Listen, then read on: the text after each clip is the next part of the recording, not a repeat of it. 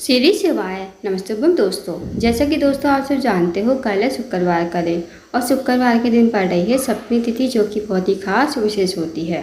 बस दोस्तों, आपको चावल के दाने से अचूक उपाय करना है। यदि दोस्तों आप इस उपाय करते हो ना, तो जो भी आपकी मनोकामना होगी, चाहे वो धन को लेकर हो, व्यापार को लेकर हो, नौकरी को लेकर हो, या फिर आपके जीवन की कोई अधूरी मनोकामना हो, काफ़ी दिनों से अधूरी पड़ी हो, तो इस उपाय करने से आपकी मनोकामना अवश्य ही पूरी हो जाएगी। साथ ही अगर आपके जीवन में कोई समस्या चल रही है धन को लेकर, कर्ज को लेकर, तो वो समस्या भी आपके जीवन से समाप्त हो जाएगी। पूज्य गुरु जी कथा को सुनकर उपाय को अच्छे समझाने का प्रयास करेंगे। तो आइए दोस्तों, जानते हैं उपाय कैसे करना है। दोस्तों, पहला जो उपाय है वो है मनोकामना पूर्ति के लिए। यदि आपकी कोई विशेष मनोकामना है धन को लेकर, व्यापार को लेकर, नौकरी को लेकर, तो आप इस उपाय को अवश्य कीजिए।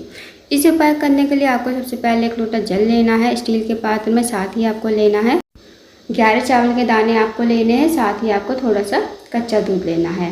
अब आपको दोस्तों चले जाना है शिव जी के मंदिर में। इस उपाय को दोस्तों आप सुबह से लेकर शाम तक कभी भी कर सकते हो। शिव जी के मंदिर में जाकर सबसे पहले आपको एक लोटा जल है, उसमें से थोड़ा सा जल आपको शिवलिंग के ऊपर सीधी शिवाय नमः कहते समर्पित कर देना है। और आधा लोटा जल आपको बचा लेना है। आधे लोटे जल में आपको 11 चावल के दाने डाल देने हैं। साथ ही आपके पास जो कच्चा दूध है, वो कच्चा दूध भी आपको लोटे के जल में डाल देना है। अब आपको लोटे के जल को हाथ में उठाना है। फिर उसके बाद आपको भगवान से प्रार्थना करनी है कि हे महादेव, मेरी ये मनोकामना है, काफ़ी दिनों से अधूरी पड़ी है, आप मेरी मनोकामना को पूर्ण करें। तो आपको ऐसी प्रार्थना विनती करते हुए आपको लोटे का जल शिवलिंग के ठीक ऊपर सीधी शिवाय नमः कहते समर्पित कर देना है।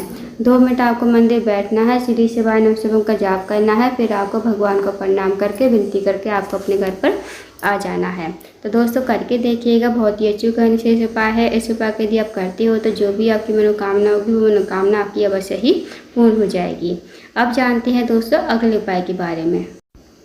दोस्तों अगला जो उपाय है, अगर आपके जीवन में धन की वृद्धि नहीं है, धन की प्राप्ति नहीं है, माता लक्ष्मी का आपके घर वास नहीं है, माता लक्ष्मी आपसे रूठी हुई है, तो इस उपाय को शुक्रवार के दिन अवश्य कीजिए। इस उपाय करने के लिए सबसे पहले आपको एक लोटा जल लेना है तांबे के पात्र में। साथ ही आपको लेना है कमलकट्टा। जो आप कमलकट्टा लोगे ना, वो आपको लोटे के जल में डाल देना है और आपको इस लोटे के जल को लेकर जाना है शिव जी के मंदिर में। इस उपाय को भी आप सुबह से लेकर शाम तक कभी भी कर सकते हो। शिव जी के मंदिर में जाकर सबसे पहले आपको उत्तर की तरफ मुड़ कर खड़ा होना है। भगवान से प्रार्थना करनी है कि हे महादेव, मेरी ये मनोकामना है, मेरे जीवन में धन की वृद्धि नहीं है, धन की प्राप्ति नहीं है, माता लक्ष्मी का हमारे घर वास नहीं है, माता लक्ष्मी हमसे रूठी हुई है, आप कुछ ऐसी कृपा करें कि हमारे जीवन में धन की वृद्धि हो, धन की प्राप्ति हो और माता लक्ष्मी हमारे घर में हमेशा वास करे। तो आपको ऐसी प्रार्थना विनती करते हुए आपको लोटे के जल शिवलिंग के ठीक ऊपर समर्पित कर देना श्री शिवाय नमः कहते हुए। 2 मिनट आपको मंदिर बैठना है, श्री शिवाय नमः का जाप करना है। फिर आपको भगवान का प्रणाम करके विनती करके आपको अपने घर पर आ जाना है। तो दोस्तों करके देखिएगा, बहुत ही अचूक विशेष उपाय है। इस उपाय यदि आप करते हो तो कभी आपके जीवन में धन की कमी नहीं होगी। दोस्तों एक बात का ध्यान रखना, इस उपाय को आपको हफ्ते में एक दिन करके दे, किसी भी एक दिन करके देखिए, या तो सोमवार के दिन या फिर शुक्रवार के दिन। इस उपाय को करने से आपको कभी जीवन में धन की कमी नहीं होगी, ना ही आपको किसी से पैसे मांगने की जरूरत पड़ेगी। तो बहुत ही अचूक विशेष उपाय है। अब जानते हैं दोस्तों अगले उपाय के बारे में। दोस्तों अगला जो उपाय है वो है रोग मुक्ति के लिए। यदि आपके घर में कोई व्यक्ति काफ़ी टाइम से बीमार पड़ा है, उसकी जो बीमारी है दूर होने का नाम नहीं ले रही है, तो आप इस उपाय को अवश्य कीजिए।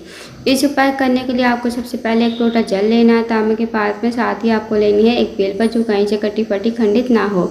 उसके बाद आपको चले जाना है शिव जी के मंदिर में। इस उपाय को भी दोस्तों आप सुबह से लेकर शाम तक कभी भी कर सकते हो। शिव जी के मंदिर में जाकर सबसे पहले आपको एक लोटा जल शिवलिंग के ऊपर श्री शिवाय नमः कहते समर्पित कर देना है। अब जो आपके पास बेलपत्र है, बेलपत्र को आपको अपने सीधे हाथ में रखना है। भगवान से प्रार्थना करनी है कि हे महादेव, मेरे घर का ये व्यक्ति है, काफ़ी देर से बीमार पड़ा है, आप इसकी बीमारी को ठीक करें। फिर आपको उस रोगी व्यक्ति का नाम लेते हुए, गोत्र बोलते हुए, बेलपत्र को आपको कुंड केसर महादेव का नाम लेते हुए शिवलिंग के ऊपर समर्पित कर देना है। 2 मिनट आपको मंदिर बैठना है, श्री शिवाय नमः का जाप करना है। अब जो आपने बेलपत्र चढ़ाई थी ना दोस्तों शिवलिंग के ऊपर, वो आपको महादेव से विनती करते हो और औषधि के रूप में आपको अपने घर पर लेकर आनी है। इस बेलपत्र को घर पर लाकर उस रोगी व्यक्ति खिलाना है। जो रोगी व्यक्ति आपके घर में काफ़ी लंबे समय से बीमार पड़ा है, उसको आपको कुंद केसर महादेव का नाम लेते हुए इस बेलपत्र को चबा चबा कर खाने को कहना है। यकीन मानिए दोस्तों, जो भी उसकी रोग बीमारी होगी धीरे धीरे ठीक हो जाएगी। तो करके देखिएगा, बहुत ही अचूक एंड विशेष उपाय है। अब जानते हैं दोस्तों अगले उपाय के बारे में। दोस्तों अगला जो उपाय है, अगर आप किसी कार्य के लिए बाहर जाते हो, आपका कार्य पूरा नहीं हो पाता है या आपके हर कार्य में बाधा आती है, अड़चन आती रहती है, तो आप इस उपाय को अवश्य कीजिए।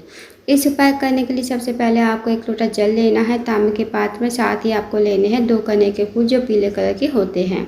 अब आपको चले जाना है शिव जी के मंदिर में। इस उपाय को आप सुबह से लेकर शाम तक कभी भी कर सकते हो। शिव जी के मंदिर में जाकर सबसे पहले आपको 1 लोटा जल शिवलिंग के ऊपर श्री शिवाय नमस्तुभ्यं कहते हुए समर्पित कर देना है।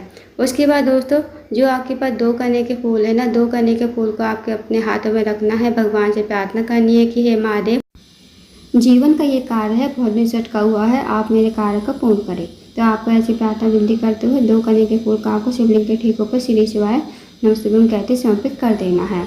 उसके बाद आपको 2 मिनट मंदिर में बैठना है, श्री शिवाय नमस्तुभ्यं का जाप करना है। फिर आपको भगवान का प्रणाम करके विनती करके आपको अपने घर पर आ जाना है। तो दोस्तों करके देखिएगा, बहुत ही अच्छा विशेष उपाय है।